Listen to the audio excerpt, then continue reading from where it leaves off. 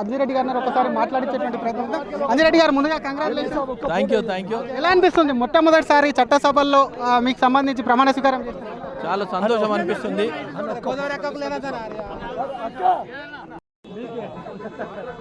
అటు పోదాంపా. ఎమ్మెల్సీగా ప్రమాణ స్వీకారం చేసిన అనంతరం అంజిరెడ్డి మనతో ఉన్నారు. ఒక్కసారి మాట్లాడించేటువంటి ప్రయత్నం చేద్దాం. అంజిరెడ్డి గారు ముందుగా కంగ్రాచులేషన్స్. ఎలా అనిపిస్తుంది ఫస్ట్ టైం చట్టసభలో? చాలా సంతోషం అనిపిస్తుంది. రథసారథి కిషన్ రెడ్డి గారి ఆధ్వర్యంలో ఎంపీలు, ఎమ్మెల్యేలు మరియు జిల్లా అధ్యక్షులు, స్టేట్ టీం అందరూ, ప్రతి ఒక్కరు కార్యకర్తలు, నాయకులు అందరూ, నా అభిమానులు రాత్రి పగలు కష్టపడి నన్ను గెలిపించినందుకు గెలుపు వాళ్ళకి అంకితం చేస్తూ ఉన్నాను. రాబోయే రోజుల్లో పార్టీ ఒక ఊపు వచ్చింది.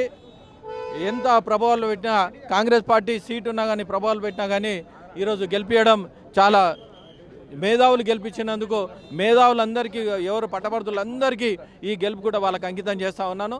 రాబోయే రోజుల్లో నిరుద్యోగులు ఎవరైతే ఉన్నారో నిరుద్యోగాలు వాళ్లకు ఏదైతే మండలంలో వాళ్ళు ఇచ్చిన కమిట్మెంట్ 2 లక్షల ఉద్యోగాలని, నిరుద్యోగ వృత్తి మండలంలో వాళ్ళ సైడు నేను గొంతుకనై ప్రశ్నించి రాబోయే రోజుల్లో వాళ్ళ సైడ్ నిలబడి మెడలోంచి పని చేపిస్తానని తెలియజేస్తా ఉన్నాను. మీరు గెలిచినాక ఆల్రెడీ ఆ నిరుద్యోగులు చాలా మంది వచ్చి కలిసినట్టున్నారు. లేటెస్ట్గా ఎస్సీ ఇష్యూ కానీ ఇతర ఇష్యూలకు సంబంధించి ఎటువంటి సమస్యలు దృష్టికి వస్తున్నాయి, దేని మీద పోరాటం? దాంట్లో గ్రూప్ 1 విషయంలో చాలా అవకతవకలు జరిగినాయి.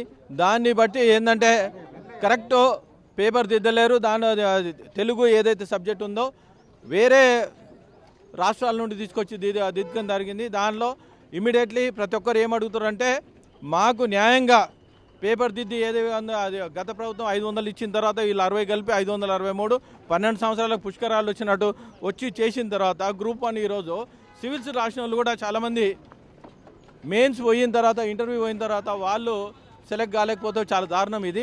దాన్ని బట్టి ఆలోచించుకోవాలి. ఒకసారి పునః ఆలోచించుకొని వాళ్ళు ఏవైతే డిమాండ్స్ ఉన్నాయో దాన్ని ఆలోచించుకొని వర్కౌట్ చేయాలని దాని మీద కార్యాచరణ చేస్తారా? దాన్ని 100% చేస్తా ఉన్నా. ఇది అసలు ఒకవైపు అనేక సమస్యలు నిరుద్యోగులకు ఉన్నాయి. వాటి మీద తొందరలోనే కార్యాచరణ. నిరుద్యోగులు ఎవరైతే ఓటు వేసిండ్రో వాళ్ళ పక్షాన పోరాటం చేసి వాళ్ళందరికీ కూడా తనను గెలిపించడానికి న్యాయం చేస్తానని చెప్పి కూడా ఎమ్మెల్సీ అంజిరెడ్డి అంటున్నారు. ప్రపంచంలో ఏ మూల ఏ క్షణం ఏం జరుగుతుందో వేగంగా తెలుసుకోవడానికి తొలి వెలుగు వాట్సాప్ ఛానల్ని ఫాలో చేయండి.